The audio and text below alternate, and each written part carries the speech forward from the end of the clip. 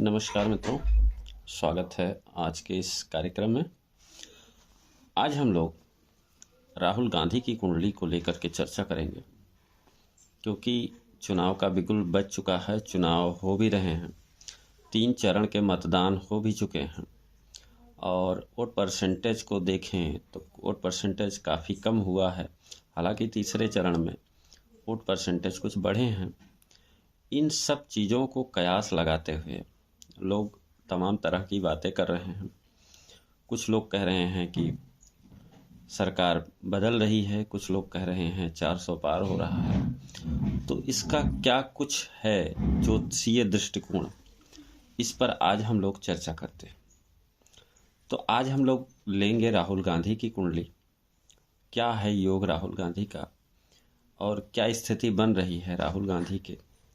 दरअसल राहुल गांधी की जो कुंडली है वो तुला लग्न की कुंडली है और लग्नेश जो है कर्म स्थान में विराजमान है। ठीक है, 10th हाउस में लग्नेश विराजमान है। लेकिन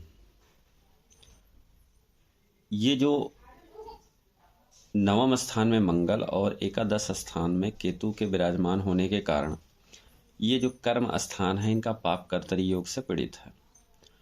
तो जहाँ समाज में उच्च स्थिति की बात आती है, वहीं पाप कर्तरी योग के कारण इनका जो कर्म क्षेत्र है वो पीड़ित हो जाता है, संघर्ष बढ़ा दे रहा है और अपेक्षित ऊंचाइयां इनको नहीं मिल पा रही हैं।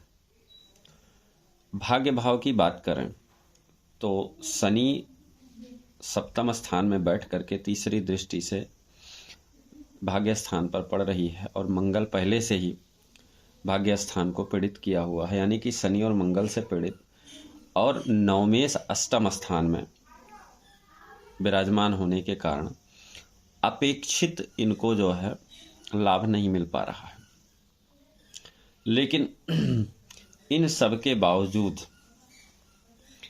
इस समय जो इनकी दशा चल रही है 7 मई 24 के बाद राहु में शनि की अंतर्दशा चल रही है, जो इनके लिए लाभकारी होने जा रही है।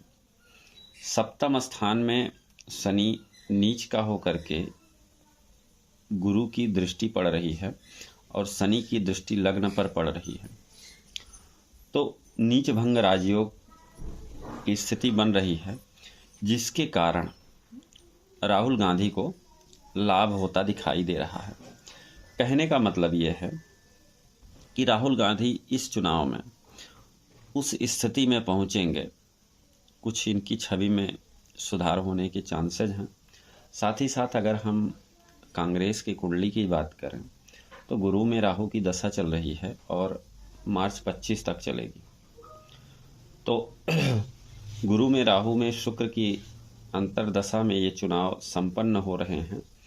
तो इसका चूँकि राहु जो है इन कांग्रेस की कुंडली में 7वें स्थान में बैठ करके राहु चंद्रमा के साथ बैठा हुआ है, वहीं गुरु इनके लग्नेश होकर के सुख भाव में और कर्मेश होकर के सुख भाव में विराजमान है कांग्रेस की कुंडली में। तो यह स्थिति भी कांग्रेस के लिए अनुकूल होती नजर आ रही है। पिछले चुनावों से इस चुनाव में कुछ कांग्रेस की स्थिति में सुधार होता हुआ नजर आ रहा है और राहुल गांधी की कुंडली में भी कुछ सुधार होंगे, जिसके कारण जो है विपक्ष के नेता का रोल अदा करने में ये सक्षम होंगे। हालांकि कुछ लोग ये कयास लगा रहे थे कि राहुल गांधी चुनाव जीतेंगे और इस बार प्रधानमंत्री बनेंगे। तो प्रधानमंत्री जैसा योग राहुल गांधी की कुंडली में तो नहीं बन रहा है, लेकिन यह है कि विपक्ष, मजबूत विपक्ष की भूमिका में, विपक्ष के नेता की भूमिका अदा करने में ये सक्षम होंगे, मजबूत स्थिति में होंगे।